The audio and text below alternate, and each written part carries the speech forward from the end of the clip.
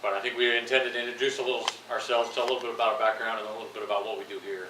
So I think he was going to start, but he just had to go make a phone call. So I'll start. Jim Smith, grew up in Idaho, a long way away from here, but kind of like you, I hadn't been down here, but I had this vision of someday working down here. So went to the Air Force Academy, graduated in 1997. Went to the Air Force Academy with the express intent of getting into the Air Force Space Program. So I was fortunate enough to get a career field that allowed me to do those kind of things. Worked some at Schriever Air Force Base. I don't know if you know that, but it's in Colorado Springs, where this Air Force does a lot of satellite command and control. So we fly the GPS satellites there. We fly a lot of our communication satellites there. Spent some time in DC, but on the space side, also worked in Los Angeles, which is where we buy and acquire most of our space systems. So right there next to LAX, there's I guess I wouldn't call it a large base, but there's an office building we call Air Force Base, and that's where we spend our time buying systems. So I worked on some classified systems there. Had some time with the National Reconnaissance Office flying their satellites in Denver area. And then most recently I was at the Air Force Base Command headquarters in Colorado Springs. I was fortunate enough to get this job. So the job I'm currently in as the Range Operations Commander. So at the Morrell Operations Center, where you said you had a tour, that's essentially the blockhouse, I guess, is the best analogy for our launches today. So you all know probably a lot more about the history out here than any of us, but when cable was short, you had to have your blockhouse near your launch pad, so we had the big cement structures. Now that we have better communications technologies, we're able to move our blockhouse, I don't even know how far away we are, 6 to 7 miles away from the launch pads. They say you're all over the blockhouse. Okay, we'll debate that. He has a similar function, but I guess to give you a big picture, so to launch, you gotta have the satellite, you gotta have the rocket, you gotta have the satellite on the top, and then you gotta have a range to launch it from. So I run the range, Colonel Konyha takes care of the satellites, and Colonel Ashley takes care of the rockets. So together we kind of all work together to make the mission happen. The Eastern Range, probably know a little bit about it, but it's 15 million square miles. Extends out into the ocean, our launch area. The main things we're responsible for on day of launch are making sure the public is safe. So it's a little bit odd, but we're successful in our mission even if the rocket is not. So if the rocket veers off, we have some folks who are trained with a little button to flip the button and destroy it if we have to do that, so that it doesn't land in Orlando or somewhere else where it shouldn't. There's also a wing safety office that does some analysis, and then they give us some lines, and if it goes across these lines, then that's when we flip the switch. So we also have folks that go out in the port. I don't know if any of you are fishermen, but if you go out on the port on a launch day, you'll see some of my guys who are out there handing out flyers saying stay out of these areas. Because if we have a ship or a plane in the direction the rocket's launching, then we have to hold the launch. So we monitor the seas and airspace to make sure we can safely launch. It's a great job. I'm excited to be here. Probably a dream job, I guess, for me to be able to be down here. I remember, I think most of you are probably older than me, but I think I was 8 or 9 watching the first space shuttle in 1981 on a small little TV in Idaho, thinking, hey, that would be cool to be down in Florida someday launching rockets. And at one time, I hope to be on the top of the rocket. You know, life takes different turns. This is just as good to be able to be here launching. We'll talk a little bit later, but even though the shuttle's gone, we're still pretty busy. And we can talk through some of the numbers and manifest, but let me give one of you two the chance to. But to say Constellation, I think you'll Okay.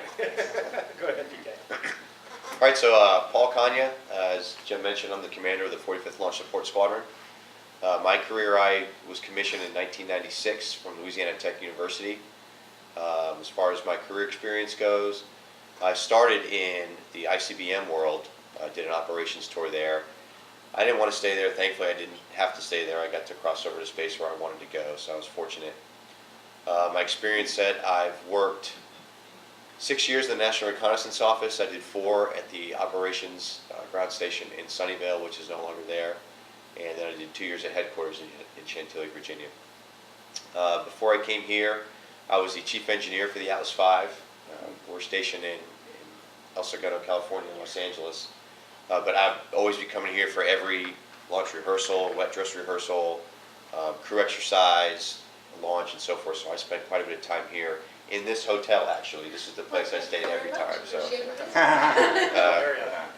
plenty of frequent stay points I've got. So. Oh, good. Where you golden. Yes, absolutely. My LA Air Force team, right? That's right. Yeah. There you go. So after I did my chief engineer stint, I actually stayed in LA for an extra year, and I did the chief of the new entrant certification team there. So SpaceX and all the new guys who want to build new launch vehicles, it was my job to figure out how are they going to get certified by the Air Force to be able to fly Department of Defense payloads. So I was able to get that ball rolling and get the new entrant certification guide signed by all the high-ranking members that needed to across the Air Force, which is now in play, and SpaceX is currently using that guide to give their proposal and go through their certification process for the new Falcon 9.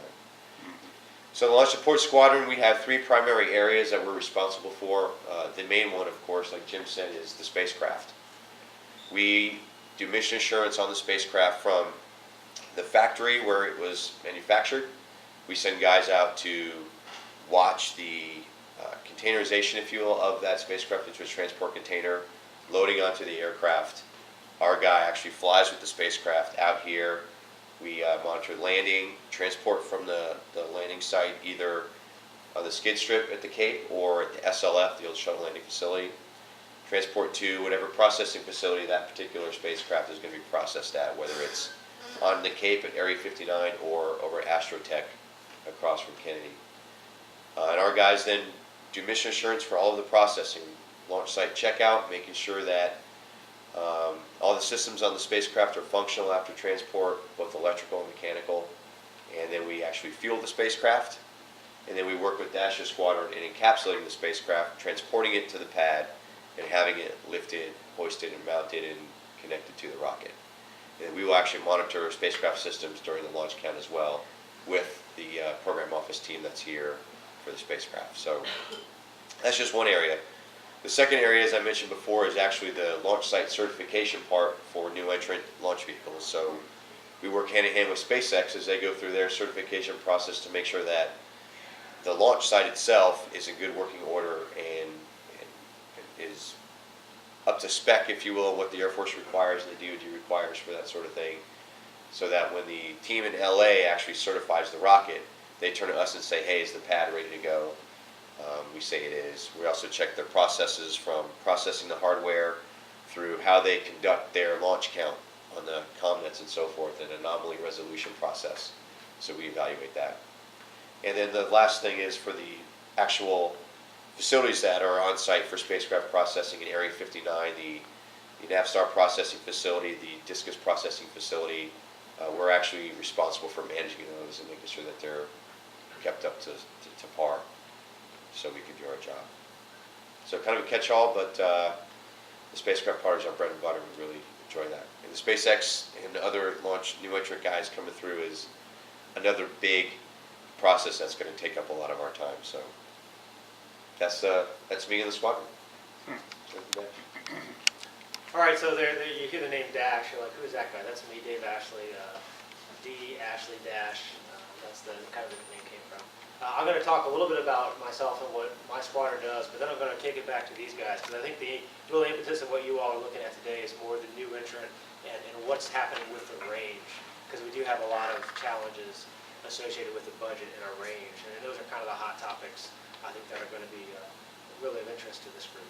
So my background, I came in through the Army, a West Point graduate, so kind of an odd Air Force guy. When I commissioned, I switched over into the Air Force, and I've been in space ever since.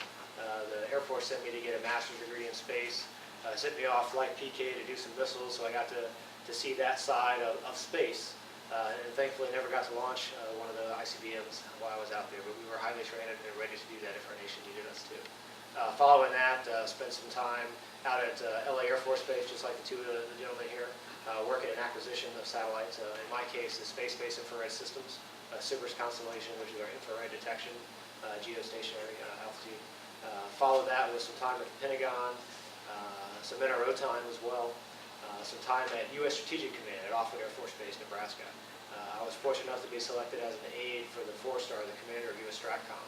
And so I got to see across all the different services how space displays in our combatant commands and theaters in Afghanistan, in Iraq, how space helped the warfighter at a very strategic level. Meetings with the Sept where my boss was in, and I could be kind of a fly on the wall and see these very top-level decisions being made. From there, they sent me here to Patrick Air Force Base to the Cape, and I was the Director of Operations for the 5th Space Launch Squadron, and fortunate enough to be selected as a commander about a year ago. So our mission at the Cape is not to press a button and launch a rocket. Actually, those days are gone entirely. There's no button to press. It's all computerized, because the computers are much quicker and smarter at detecting if there's a problem and stopping the launch countdown if we need to. But the contractor, United Launch Alliance, is a contractor for the ELV program, which launches the Atlas and Delta rockets. They're the ones that actually do the work, processing the vehicles, and on launch day, conducting the launch campaign. My squadron does what's called mission assurance. We provide both enlisted and officer and aerospace corporation personnel to provide oversight in what the contractor does. If you look back in the 90s, we had a problem in the launch business. We were blowing up rockets. Satellites don't operate too well under the water, and submarines, they work much better up in space. So we had to figure a problem out, and there was a broad area review conducted by the government, and they determined that there was not enough insight nor oversight into what the contractors were doing when it came to space programs. So they really ramped up how many people worked at SMC, which is why all three of us have been to LA. They also added this mission assurance team out here at the Cape. And our job is to go out there during all the processing for the vehicles and tasks that we deem are highest risk for potential damage to hardware or personnel. And we provide oversight to make sure the contractor's following their checklist, they're taking all the appropriate safety precautions. And at the end of the day, when we're ready to launch, we can look at General Mano, the commander of the 45th Space Wing here, and General Palikowski, the 3-star commander at SMC, and say, ma'am, this spacecraft is ready to launch, this space rocket is ready to launch. Here's all the technical issues that we've had, the unusual activities we've had, and we believe the risk level is here. And then those generals are the ones that give us the final approval to go ahead and launch. And so that's what my squadron provides, both during the launch processing timelines and on console during launch day here. I've got a chart up here just to give you an idea. Over the past couple of years, what United Launch Alliance has really been moving forward with is something called span reduction. If you go back 4 or 5 years, you might have seen 3 or 4 launches of the EELV program in a year. But if you take a look at, that's calendar year 13 and a little bit of 14, you can see that we're up to about 6 Atlas launches and 3 to 4 Delta launches per year. So the maturity of the EELV system, Atlas and Delta, really is getting high. They're focusing on perfect product delivery, so we're experiencing fewer and fewer technical issues here at the launch site when we're processing and launching the rockets. Because of that, we've been able to shrink the manifest and get more satellites up every year. And the forecast is to continue even reducing the days between launches over the next couple of years. So you're going to see us getting extremely busy at the Cape with Atlas and Delta. And then as Colonel Konyha can talk about with SpaceX coming on board, we're going to get even busier. And then Jim Smith is going to tell you we don't have as much money to do what we're doing. And it just doesn't make any sense. Because we're getting busier and busier and busier, but the Air Force as a whole has to cut because of sequestration. And so the real challenge that Jim has is how to support all these operations we're doing with the budget and the manpower that he's got. So good luck with that one, Jim. Yeah, no, this is the busiest year my squadron's ever had processing satellites. We actually had a time where we had 4 spacecraft on site at once. My squadron isn't manned or built to handle 4 at a time. It's really not built for 3, but we can do it. So we were stretched thin. And missions have been successful, but the shuttle's gone. But there is a lot of activity here, and it's growing. Right now, it's on the military side. I know there's things going on the civilian side that's happening as well, but we can vouch for the fact that there's no slowdown on our part. It's And what's the manifest for SpaceX looking like over the next year? Yes. Oh, it's enormous. Their manifest is enormous. Because a lot of your focus is commercial, and that's really the avenue that commercial comes to the Cape is through that economy. It is. So SpaceX, they try and summarize this as short as I can. To be certified to fly DoD missions, there were 4 choices that you could choose as a company, and the Air Force can approve of how you want to get certified. Everything from 14 launches successfully in a row, without any government interaction or deep dive, if you will, into your tech data and things like that. You launch successfully this many times, and we will stay completely hands-off, and you guys are certified. To the opposite of the spectrum, which is 2 launches, and we are there every step of the way through every design review, and so on and so forth. So we are ingrained in their process of developing that launch vehicle. They chose an option where they have 3 certification flights, and we don't go through their design process, but we have what's called engineering review boards to go through data that they have and their designs that they have. A little bit less pain than they would have been had they chosen the 2 launch option. Obviously, a 14 launch option is going to take a lot longer to get certified than a 2 or 3 flight option, so that's why they went with the 3. 2 of those flights will be flown out of here. The first one's actually going to be flown out of Vandenberg because they have to validate that site as well. That takes place, I want to say, is it this month or is This month. This month, 14th. out of Vandenberg, and then we've got 2 flights scheduled, one in October and one in November, for the 2nd and 3rd certification flights here for SpaceX. They're looking to be certified by January. There's a lot. I think we can handle it here, but back at the rocket certification place, which is in Los Angeles, they have a lot of stuff to do. So, do they make January? Perhaps, perhaps not. I can't speak to that. But if you look at their manifest, they have a lot of launches lined up back to back. They are trying to build a really large amount of product of launch vehicles, as well as develop their reusable capability on those launch vehicles as well. From the government perspective, we're not looking at that yet, so that's something that we may look at later on down the road. But for now, whether or not they can retrieve and successfully land that booster is not something we're concerned with, and nor are we evaluating that as part of their certification. So, let's see. I know they've got commercial flights. They've got they still have their space station resupply flights that they're doing.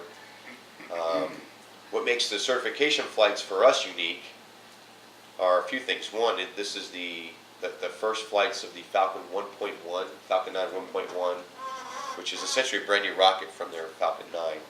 It'll be the first time that they've flown a rocket with a payload fairing. Obviously, we're not going to stuff a satellite inside the Dragon capsule, so they've got a fairing that has not flown yet. So I think the Vandenberg flight will be the first one. Yeah, so that'll be something we'll be keeping an eye on. And so they're going to be interchanging flying fairing flights and flying Dragon flights for NASA and so forth. So they have a really packed manifest, a lot of commercial customers. Some commercial customers aren't pressed for time, some are. So if for some reason things get backed up, there will be some missions that will get pushed back, and that's okay by their satellite customers. But they're really shooting for the 3 flights they have for us to really nail those, because they want to get certified as soon as they can, so that therefore they can compete for national security space missions to fly. And so there are timelines associated with that. That's why they want to get certified so quickly. Yes, sir. Is that free certification flight for the government exclusively? No, actually, the first one they're going to launch here is SES-8. I think that's a French satellite company, ComSat, something like that. So the actual payload doesn't have to be for us. It's out of the test range then? So they're going to fly from here, from the Cape, absolutely. So it'll be his range. And the pad that we have helped with, it was actually Complex 40. That's their pad that they'll be shooting at him. But no, I don't think any of the payloads are DoD, because that's what they're shooting to be able to do, is get certified so they can fly those payloads. So it's for flight out of the eastern test range for Right. certification? We'll have 2, one in October, one in November. And the Western range gets 1 flight here this month. And I think the key piece is the government is involved in the lead up to those 3 launches. So exactly, that's what my squadron does. We are involved, not doing the mission assurance. It's not our job at this point to make sure they do everything correctly. We're evaluating, or don't miss a step. We're evaluating their processes. We're evaluating the site itself and making sure that it meets spec, that any environmental issues that the launch site has to meet has been met, and things like that. So we monitor their comm nets during their flights. We see how they conduct a countdown, we see how they conduct any anomaly resolutions and so forth. But we're not there to give input, we're not there to concur or not concur, we're just in observation mode. So we can evaluate them when it comes time to make that risk assessment on whether or not they're ready to be certified. We can do that to the SPO director in LA who's responsible to actually give them that certification. How different is this year versus Vandenberg? There are differences, there are cultural differences, if you will, naturally from the East Coast and West Coast. But as we've gone through the certification process, we work hand in hand with the 30th Space Wing. So what they're looking for are the same things that we're looking for. We've put our heads together and made sure that the criteria we've set and the certain things that we're going to be looking for are essentially the same. There'll be nuances and differences because the pads are different, the personnel is different, but there's not going to be that much difference. So that's a good thing. So we've really appreciated the work that we've done with the 30th and how well that we've worked together to make sure we can get a common plan, if you will. So one other thing I didn't mention that my squadron does is manage the schedule for the Eastern Range. So we talked about the manifest, and before we move off of that, I wanted to kind of give you a scope.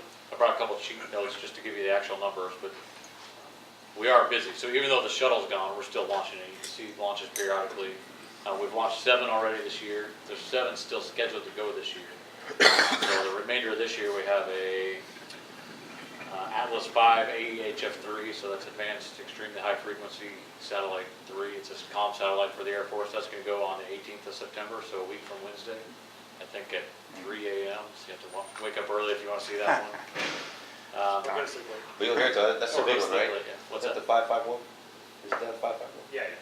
So Look you at might feel it. Yeah, Yeah, it may wake you up He's yeah, you're right, smiling. if you don't. yeah. Here's a 20 mile. The 23rd of October is the next Falcon 9 launch. That's that SES comm satellite that PK was talking about. Then the 17th of October, I guess I said those backwards, but the Delta, there's a GPS satellite on a Delta 4 rocket. So you can see we got 1 this month, 2 in October. Then in November, we're looking at an Atlas 5 Maven. I don't know if you're familiar with that one, but it's a Mars mission that NASA's launching. Yeah, the Mars atmosphere one. Right. It's a big deal, and those interplanetary missions are more of a challenge for us on the range because the window is extremely tight. So if we have anything go wrong with the range, or we can't go on the first day, we have less of a buffer than we would with some other missions. So that one's going to be a big deal. And then 2 Falcons, commercial, or a space station resupply in December, and an Orbcom commercial satellite. So that's just the rest of this year. You can see we're going to be busy. Looking ahead for the next few years, so that's 14 total for 13. And we have 18 scheduled in calendar year 14 and 20 scheduled in calendar year 15. So as PK talked about, I mean, that's almost, I guess not quite 2 a month, but about 1.5 or so a month. So we're staying pretty busy. Just to give you a feel for kind of the spread between the EELB program and the commercial launches, 14 has 6 Atlases, 4 Deltas, and 8 Falcons. And 15 has 8 Atlases, 2 Deltas, and 10 Falcons. So it's really about 50%, not exact, but about half and half between the commercial and the EELB government. I guess they're not necessarily all government payloads on the EELBs, but the ULA launches. The other thing I wanted to give you was some insight into all the public sees is those 18 launches in a given year or whatever. And sometimes when people come take a tour of our Morale Ops Center, they'll say, well, hey, what are you doing the rest of the time? Well, for the 14 launches we've done this year, or that we will do this year, there's an estimated 10,591 operations that have to occur on the range. So those go anywhere from minor computer check kind of thing up to a major dress rehearsal. But there's, as you all know, it's an extensive and complicated operation to get a satellite off. And that's a great point. So I say, man, we were saying we had 4 satellites. Well, each satellite flow is 2 to 3 months to go through all the testing and processing that you have to do. So I think for a normal DoD satellite, we're usually right around the 300 op range that we have to do mission assurance for, that they do in the processing facility. And I think that probably includes combined ops that you and I share, but I think you guys are probably around the same 200 to 300 critical ops that just you for guys instance, this last week we transported a satellite from Astrotech and mated it with an Atlas rocket. Today, we're in the process of attempting to get a Delta booster out pretty much in the hangar and get it over to the pad and erect it. So none of that's visible to the public. But Right. every day, including weekends, including holidays, we're out there working. Right, just yesterday we moved the latest GPS satellite from, it uses two facilities for processing. So the initial facility, which is checkout and electrical testing and so forth, it moves to the other facility for fueling and encapsulation. So we just moved it to the second facility and we'll be starting fueling this week. So that usually takes about, between all the fueling preps and actually loading it and getting it secure, ready to go, buttoned up, that's about a week-long process. So. So that was one message I wanted to leave you with, is that we're still busy, even though the shuttle's gone. There's still a lot going on, still. This Space Coast is very active in launching rockets and getting things to space. The other message I want to leave you with is we're in a unique environment from a funding perspective. Colonel Ashley kind of alluded to some of the challenges we're facing. To get a launch off on the range, we have to be able to track it, and we have to be able to destroy it if it happens to veer off course. So to track it, we've traditionally had radars. We've had what we call optics, which were cameras that would follow it, and then we would compute the position of the rocket based on where they were seeing it at. And we've had telemetry, which probably you all know, but is the rocket telling us where it is. In order to not destroy it, we need to have two independent sources telling us this is where the rocket is. We had roughly, I got a cheat, we had roughly 26 systems that could do all that. Because of sequestration, we took cuts in the last year, they were down to about 14 systems. So we lost a lot of our radars, we lost our optics altogether, and telemetry, a couple antennas. So what we're doing, we're not taking any risk to mission assurance or to the public. What we're taking risk with is launch on time. So if we have a radar that's down on the day we're supposed to launch, in the past we would have maybe had a backup that could see from the same angles and things like that. Now we may have to delay a launch until we can fix that radar.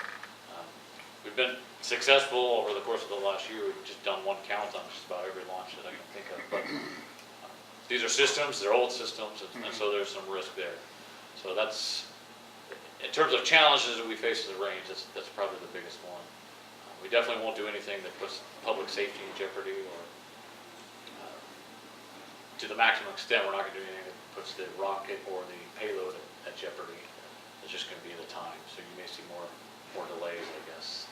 We're working hard not to have that happen, but when you remove half your systems, it's just the way it will be. And limited manpower as well, and funding for that. Right. Fortunately, we haven't seen the extent of cuts that we saw on the system side. And we have tremendous people and a tremendous team that have been here, many of them for 20 or 30 years doing this, and they help. We probably should mention our partnership with CSR, Computer Science Raytheon. So they have the range operations contract out here, and they a lot of tremendous experts that are able to help us keep those systems up and running. But it's amazing if you walk through some of the systems. I don't know where exactly they took you in the mock, if they took you into any of the system rooms. Probably not, we don't usually, but the behind the scenes, they have like wire wrap car technology from the 60s and 70s, and something breaks, there's only so many people that know how to fix them. So it's a unique challenge. And also the range wasn't built as an integrated system. It was built as a radar here, an optics site there, different parts that now we try to operate as a system. So very different than if you laid out from the beginning, hey, I'm going to build a range, and did it that way. So those are some of the challenges we face, but we're still achieving success, which is our goal. So with these budget cuts, I know there was discussion about, I don't know if privatization is the right word, but opening the range up to more commercial activity, and then companies taking on more of the financial responsibility for the range. I don't think anybody locally is authorized to discuss this, because I've tried. But in case you are authorized to discuss any of this, I'd be happy to hear what you think. Yeah, about probably all I should say on that is there's discussions at Space Command headquarters ongoing. They kicked off a big study. You could go back a few Sunday papers over the course of the last 3 or 4 months. There's been a couple articles I've seen where they talk about different things that are under consideration. But Right, the 4-star Command Air Force Space Command, he's got his mission set, and range activity, launch processing activity, and so forth. He has to weigh those against other mission areas that he has and decide. We're well past the day of taking a little bit here and there. We're now looking at, well, we've got to lop off certain mission areas potentially in order to, I'm not saying that's what he's doing, Right. but he has to make those kinds of decisions. It's no more, rob and Peter pay Paul, it's you have Peter or Paul kind of a thing. So there are definitely challenging times at the headquarters trying to make some of these decisions. And we'll see how it shakes out. Yeah, for those who have served before, you might not recognize the Air Force now. I used to have a staff car, that's gone. My folks clean our building. We used to have a contractor that took our trash out and cleaned the building. We do that now. So maybe it's gone back to what you were used to That's how it at always one was. point. So we're definitely experiencing sequestration. Basic Every training all over again. individual in the Air Force knows very well. And our civilians, as you might have heard, You still run. experienced furloughs. They had a 20% pay cut for a period of months. And they were restricted from doing any overtime. And we were still They still able are to get our restricted. mission done, still restricted on overtime. So Furloughs are over, but they're still not authorized overtime or comp time. So that poses a unique challenge, because as we talked about all the things it takes to get a rocket off the ground or to do an operation. If you have a civilian who's working an 8 to 5 secretary job at the headquarters somewhere, you can take a 20% of their hours without really an impact. If you have a rocket that's supposed to get off and you have this whole thing that has to get done, and now you eliminate 20% of their hours, there's a unique scheduling challenge to make sure we had coverage at the right time. Especially for backup time.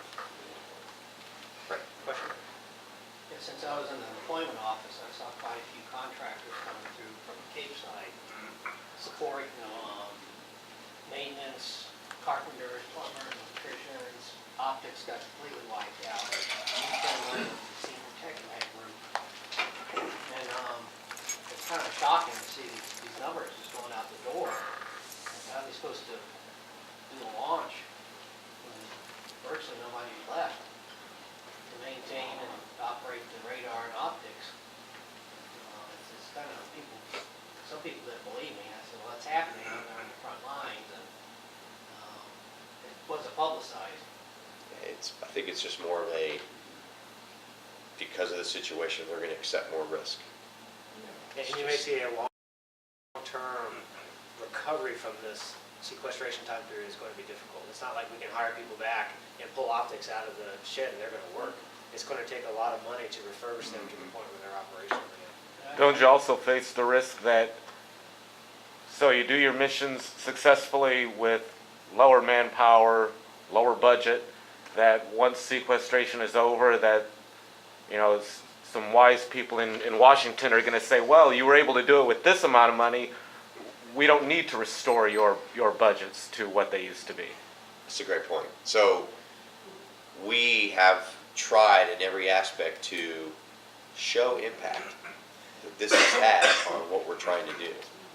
And we've done that at every turn we can. However, mission success is not something that's going to allow it to be impacted if at all possible. You can't create impact. No, it's not creating impact. No. There are impacts, but mission success is not something we have to do everything we can to ensure that happens no matter what the environment. Right. But I think we've communicated successfully through our leadership and above that we're getting to a point where we will break if this continues. Now, I know the budget forecast over the next year or two isn't looking any better. I don't know what the exact numbers are, but yeah, it's challenging. If you had it your way, where would you see your respective groups and also the branch as a whole? Where would you see it going in the next 5 years? If money wasn't a concern, if you had it your way, what would you see change or improve? So, puts in a unique spot there. I'm going to hop down while he's in a Good job, conflict Mark. with my children's soccer game. So thank you all very much. Thank you. Thanks a lot. Thank you. Thanks for training us. Yeah.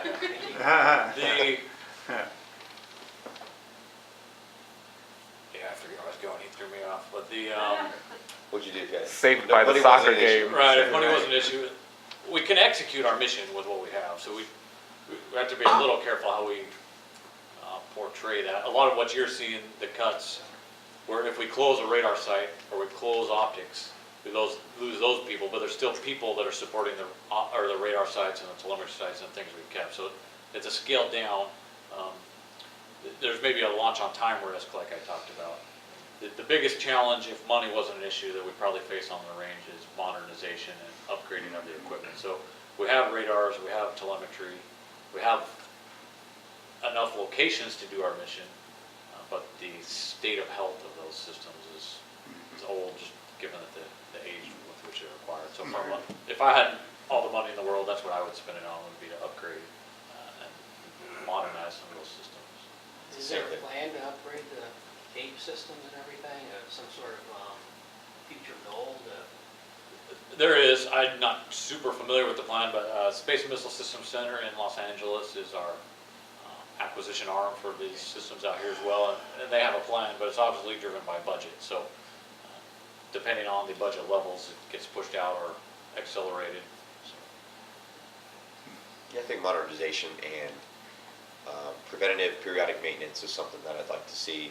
I know for my facilities, we have been cutting and cutting and cutting that just because that's what we have to cut. And so the more often you can do that preventative maintenance, catch something before it happens, get it fixed before it breaks down, and so it doesn't impact mission. That's the kind of thing you'd like to do, but it's just, in this budget environment, just hasn't been as feasible as we'd liked. And those are the kind of things that would save the most money, aren't they? Yeah, so it's in the long run, right? But it's going to cost you more in the short term. Right. And right now, the problem is in the short term. It's not the first time we face this as a need. I mean, Correct. Yeah. we have these drawdown periods, and we have to be more efficient and more innovative and do the best we can to optimize what we have in a given budget environment. But obviously not something that anyone would elect to do or choose to do, and just there's priorities. Now you're handling like deep space missions, correct? Anything that launches from here, we would handle. Yes. Yeah, in deep space terms. Okay. Yeah, so, what about, future logistics integration? Okay, as far as like managing costs kind of thing, where you have, Steve here with, Deep Space Industries, which basically would be operating fuel stations out in space. Now, is this something that, are you guys like integrating at this point? Or what's happening with such a thing? So, in our current jobs, No? no real. Okay. And in my mind, I know it's a few years down the road, but, So in my mind, if I understand your question correctly, Right. you, even in the future, would still handle the range. It is a launch execution platform that you do. Right. If you ever got to the deep space mining, I think you would have some ground station somewhere where you would conduct those operations and monitor those operations, independent of what we do here. That could be here, could be independent of what we're doing, I think. Uh-huh. They Or wouldn't if be it launched, tied to if the it launched range. from here, it would be just another rocket for. Okay. Now, if you're talking mining some asteroid and bringing back material, and you're ferrying back and forth, and you want to land here, Right. that's a different issue, because you would We handle handle the that range as well. for landing activities also for the shuttle, correct? For the shuttle, and a more near-term one that we're starting to be involved with, is you talked about SpaceX is looking at some reusable things. So they have a capsule that's going to turn, or no, what comes So out? basically, they've got their booster. Yeah. The booster It lands. flies up, and It's the gonna- second stage deploys, and it will tumble back in. These little landing legs pop out, and the rocket will fire, and it will right back down here at the Cape for use on another mission. Pinpoint perfect. That's exactly what they're trying to do. So But in from that our, case, from our range perspective, there's safety issues there. Because just like the rocket going out could go the wrong direction, the parts coming back could land in Cocoa Beach or whatever. So we're looking at what are the processes we need to put in place so that we can track both the rocket going this direction and the part that's coming back this direction. And they'll both need some type of destruct system so that if it starts to go the wrong direction, we can blow it up over the water. do you guys have that? You even have that capability? Parts. Parts. Yeah.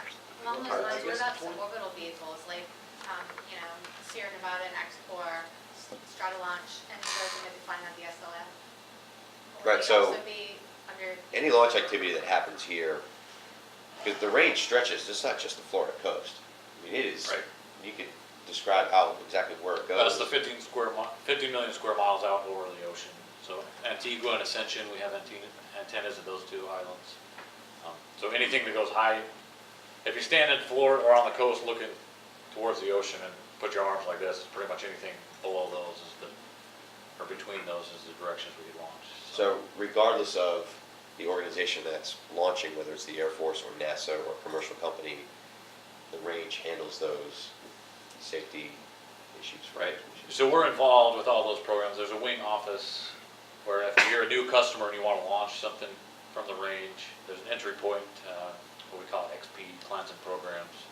You go to them and explain or propose what you'd like to do, and then they work with you to get the right documentation. You introduce your program, we respond with what our range capabilities are, and then there's an iterative process over time. If we need to get new range capabilities and you're willing to pay for them, then we'll work that out. But it's a well-established process. Is there an equivalent of the range for like the ISS or any place else that things launch from? I mean, you launch back to Earth from the ISS. So, I don't know how NASA handles that. I mean, anything to the ISS goes from here, which is off of our range, so we take care of that. But coming back, so for example, I think you're on the 10th, you've got a Soyuz capsule returning with an American astronaut. They're coming back in Russia, I don't forget exactly where. But unlike us, when they land their capsules, they actually bring it back on land and not in the ocean anymore. So we actually have here, part of our operations group, a Detachment 3. Their job is to interface with NASA to provide that astronaut rescue, if you will, should anything go on. They have people stationed over, I think it's in Ramstein, Germany, where they're ready to go should something happen. They'll deploy out to wherever site in Russia, recover the astronaut, and do whatever they have to do to help the situation. So that's about, I guess, as much as we'd be involved with something like that. I know, especially if we're talking commercial, the FAA would have more of a role. Yeah. And I know SpaceX has talked about building some launch facilities in other locations, and they would be purely commercial launch facilities, and those are certified and there's oversight by the FAA to make sure the right safety, public safety things are met. So I would assume coming back would be the same kind of thing, So it's all what he was referring to. I mean, like I mentioned, there are plans the Air Force has to modernize different aspects of the range. So what specific thing he was talking about, and it's all up in the air currently because of budgets anyway. So. On a organizational note, is the 1st Range Operations Squadron in charge of the 45th Space Wing, or how does that work? No, okay, that's a good question. So It really is. the way the Air Force works is wings are in charge of groups or in charge of squadrons. So the 45th Space Wing, Brigadier General Armando is the commander down at Patrick, and she owns both Patrick Air Force Base and all the Air Force activities at Cape Canaveral. And then there's a 45th Ops Group, which I work for. I'm the commander of the 1st Range Operations Squadron, so I work for the 45th Ops Group, who works for the 45th Space Wing. These two gentlemen work for the 45th Launch Group, who also works for the 45th Space Wing. Does that clarify? Kind of. Okay. The wing's the biggest, group's the middle, squadron. So the 45th Space Wing is what is the umbrella for everything? The umbrella for everything that goes on here. Patrick Research and Cape. effort. Yes. Okay. It's also rare to have a one-star general as a wing level commander. So because of that scope of responsibility, the billet here is actually a one-star billet. So there's only a few wings in the Air Force that are one-star positions. Yeah, usually they're colonels, not generals. Senior colonels. I saw your question, let me just jump on that one real quick as well. So, I don't know if you've ever seen how we operate on day of launch. Most operating locations, the wing commander wouldn't really be involved. If you're flying airplanes, the wing commander's not there flying your airplane with you or whatnot, because of the risk and the significance of what we do here. When you toured the MOC, the Morale Operations Center, you probably saw, but we have captains and civilians doing the main functions, but nothing happens until it's routed through the generals. So she's what we call the Launch Decision Authority, sitting up in the back of our operations center. And before the rocket goes, everybody reports their readiness, Right. and So on, she makes the final there's decision. two sides to how we get to a launch. You got the range side, which is headed by the Launch Decision Authority. On what we call the mission side, which is the flight hardware, if you will, we've got a mission director who is part of the program office in LA for the rockets. It's usually a colonel level. And the mission director for a mission is responsible for technical readiness of the flight vehicles. So the spacecraft guys will report up, hey, the satellites go. The rocket guys will report to him and say, the rockets go.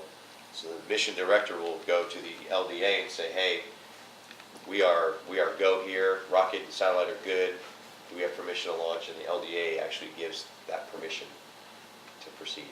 To launch under her range. Correct. So, That's when you come out of the hold at T-minus 4 minutes. correct. Exactly. That's correct, right? Usually All about that's done. so it's usually built in hold for the ELB is about the T-minus 14, T-minus 10, there's usually a built-in hold, and in that window between there and 4 is when we'll do the final pull. Correct.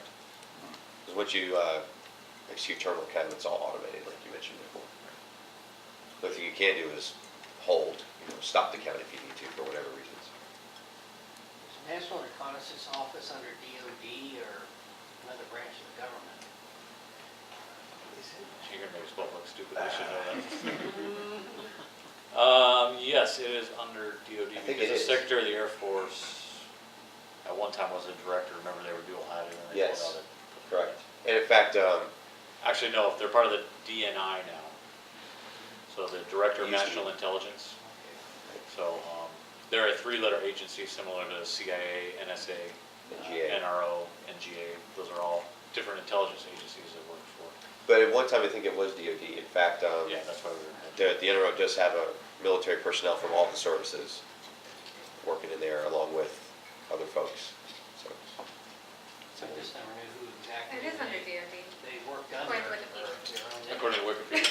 Uh, Yeah. We're hedging a little bit because of strange relationships. So the director of the NRO reports to the DNI, the Director of National Intelligence. Okay. But all the Air Force people that work in the building are owned by Air Force Base Command. And at one time, the director was dual-hatted as Assistant Secretary of the Air Force. And so it's not a straightforward relationship. There probably is a simple answer if it's part of DOD or not, but we're probably making it more complicated than it needs to be. It's a secret. Yes, I sir. took the Cape Canaveral tour one time while they were still offering those tours, and one thing that kind of, I guess, struck me was the number of old abandoned launch pads that are just in mothball. They're not doing anything with them now. And is there any kind of movement going on to try to reactivate one or more of them? So I'm the big space history buff, so I try and get in all that stuff. There are a couple of complexes that are historical sites that I don't think can be touched, even if we wanted to. So Complex 14, which was Mercury. 5, 6, 14, 19, and 34. Bingo. Okay, there you go. So those can't be touched. Those are historical sites. Now, as far as using, some of the other pads that you see on old pictures, the row of blockhouses and pads and so forth, I think it really depends on what it is you're trying to launch from there. And for the EELV class vehicles, I don't think there's enough pad to properly support those launch vehicles. Now, I know, I want to say it's pad 26 or 36 or something that Space Florida has control of, where they do a lot of small sounding rocket type of launches from that those pads are appropriate for. But to compare the size of an EELV nowadays to the old Mercury Atlas and so forth, it's I don't even think the Mercury Atlas is as big as the first stage of what we fly today. So there's just the support infrastructure that's required just isn't there. So that's what I was told. I know somebody on that tour told me that the ones that was farthest south are too close to Cape Canaveral and Cocoa Beach and stuff for the size of today's missile Oh, for the rockets, too, size. compared to the small missiles people were launching back Right. in the 50s and 60s. Right. I think that's what I was trying to say, but I think you said it much more succinctly than I did. Yeah, so for every launch, our wing safety office does a toxic and debris analysis, which determines if the rocket did have a malfunction, where would the toxics and debris fall. And we create keep-out zones, and they are pretty large. They often take up a good chunk of Kennedy Space Center and Cape Canaveral Air Force Station. So if you move those too far south, and you have that region extend over the cruise ship port or something, that could be a bit of a challenge. And there's some other things too, that the place has changed so much over time. We do have pads that are reused. Complex 41 and Complex 40 used to be Titan pads. Now 41's Atlas, 40 is Falcon. Pads 39A and B were the old Apollo pads. Well, they were reused for shuttle. And will probably be reused again for the Space Launch System. So, but those have the infrastructure to accommodate the launch vehicles that we have now. We also have, over time, we've got some munition storage areas on the Cape that are really close to some of those old complexes, and I don't know if there's any safety issues with having an active complex so close to a munition storage area where we keep everything from ammunition for the Coast Guard, torpedoes for the Navy, all kinds of stuff at these storage areas.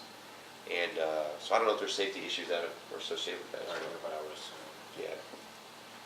But, so we do reuse some pads, but the old Mercury Atlas, they're just so small, I don't know if we could accommodate today's vehicles, at least for the ELE class. So. I feel that the military payloads are usually ignored in the public. We just don't hear much about them. We hear a lot about NASA's payloads, whether it be Curiosity or Maven or, Latin. How many times we hear on the radio, hey, NASA's got a launch today, Yeah, right. So, And they say it's going from Kennedy Space Center instead of Cape Canaveral. would you prefer being more under the radar, or would you prefer to have more public presence? I've never been one to need the spotlight. As long as we get the mission done successfully, I'm happy as can be, because I'm on console, and there's nothing like the thrill of a launch. You guys watched it, you guys know that. Even if it's not a manned launch, it's still exciting every single time. I don't need it to be that public, personally. I don't know about you. Yeah, and I think NASA has a better public affairs machine than the Air Force. Maybe even they had a real small rocket go out of Wallops last night, and I was amazed at the number of news articles I saw just scanning the web today. If it had not been a NASA mission, I don't think you would really hear about a rocket from Wallops. Kudos to them; they do a good job getting the word out and keeping people excited about space. And from an Air Force officer standpoint, I don't know if we should have better public affairs or not, but from a just space enthusiast standpoint, the fact that NASA's able to get people excited when they launch stuff is great. Maybe we should take that perspective from launching our stuff. And just, even though it's a DoD payload and we maybe don't want people to know what the NRO satellite is that we're launching, we can still get people excited about the fact that a rocket is launching. I know it's always fun for me when family, friends, to bring them on the Cape with the guest pass and take them to all the sites that you're referring to and go into the history of what's been here and show them around and their huge eyeballs and seeing and learning about all that stuff. That's fun for me to do that, but I don't need to be in the public eye. So we just did it's Florida today. Florida. But we just had to do an interview with them. I sent that link around to the membership, so they're aware. Oh, One of the radio operators that sets up on 528 just south of the Air Force Station. Sure. And we pull in about 100, 150 people per launch, no matter what's going on. The folks who are going to Disney find out there's a launch, they throw the kids in the back of the station wagon and head east. I mean, that's a great point, because we're always in the building during the count with the headset on, monitoring systems. We're never really out in the public to see how the reaction is, so that's good to hear. You see, even on an expendable launch, the beaches are lined with people. It's great, like an afternoon launch. People will go out to the beach and they'll have their suit and tie or their skirt and high heels on, trying to negotiate the sand just because they want to go see the launch. Live theater. Awesome place to live from that perspective. Yes.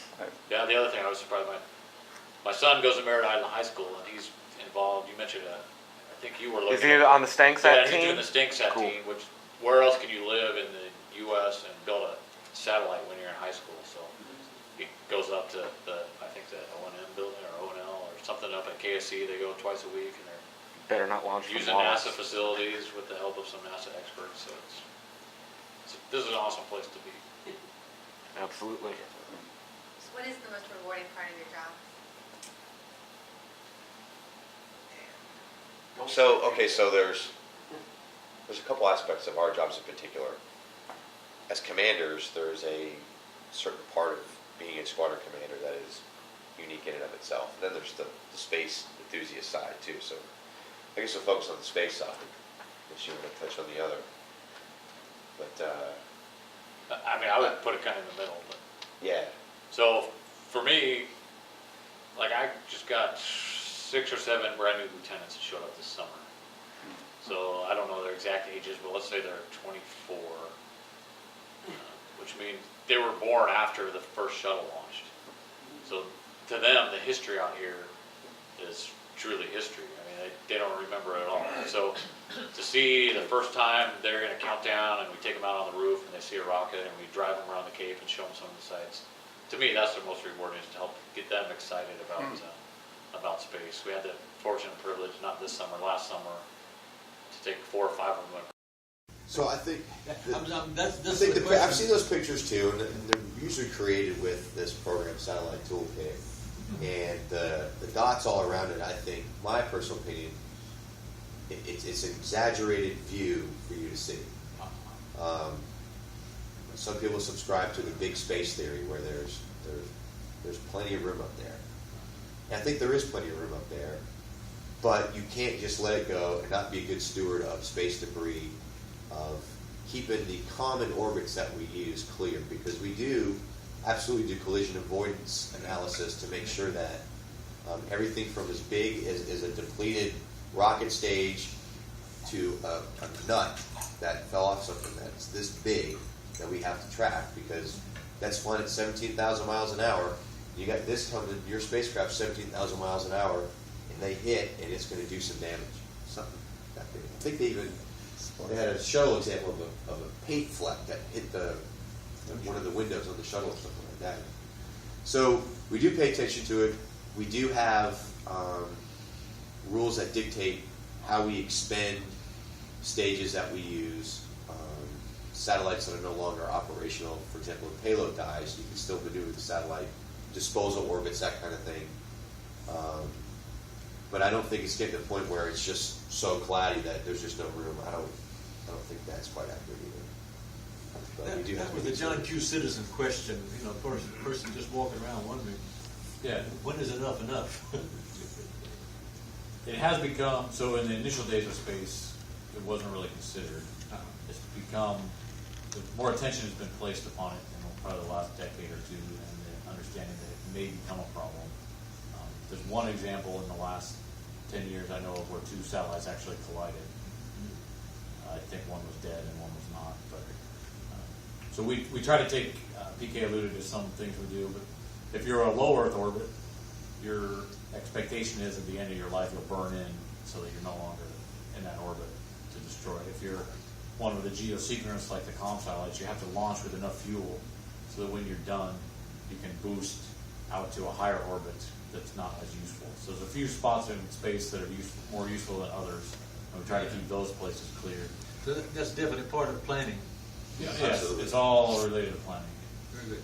And I think there's even treaties now where most countries have signed on and said they will take those same kind of actions too. Yeah, there's a frequency management organization. I don't know if it's international or national, where International Telecommunications Union on the frequency side. Right. So, but that manages your slots on the geobelt, which is why there's only a finite number of positions you can be around a geobelt. So, when your mission's ended, you got to get out of there and move for somewhere else. There's also the UN requirement where the satellite has to deorbit within 25 years, whether through low Earth orbit, natural decay, or actually bringing it down. The UN General Assembly just passed that in 2008, I believe. I didn't know that. Yeah, that's what I'm saying. There's more agreements and more attention being placed on it, so people factor more into their planning.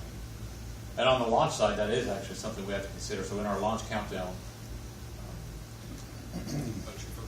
if we launch right at the time we planned, we've already accounted to not have anything in the way. But let's say we had to delay 30 minutes. One of our steps is to get a new printout of what we call COLAs, collision avoidance. I guess that's all it stands for. But it's a list of what's in orbit and will it be in the way of our rocket. And so if it would be, then we'd move our time a few more minutes so that whatever was in the way can move out of the way.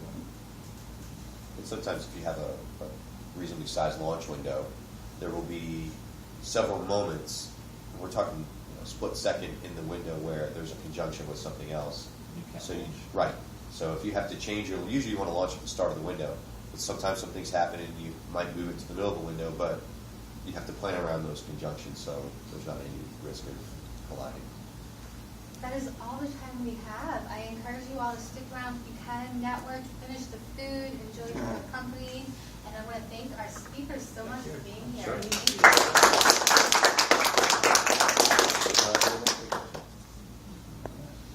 I've got a few. So if you guys have anything else you want to ask Bob. I got the Falcons kicking off, so I can't stick too long. Yes, sir. In mission assurance, you certify the hardware that go into the different.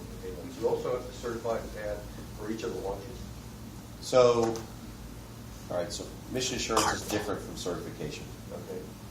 Certification is your initial one-time. Hey, you are good to go to compete and fly national security space missions. It's a one-time thing that ULA did in the past, and SpaceX is going through right now.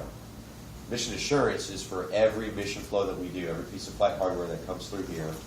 We are watching the contractor perform their tasks, making sure that they do it properly. Don't miss a step, don't cut corners on safety or what have you. So two different things. Right, so right now we're not doing mission assurance on the Falcon 9. We're not trying to help them ensure that their flights are successful. That's not our job yet. We're just trying to make sure that they can actually successfully, reliably, and repeatably perform their launches. And so then once they do get certified and they do compete for a mission, they are awarded certain satellites to fly for us. At that point, when that hardware gets here, we will provide mission assurance for them. So, two different sides of that coin. Okay.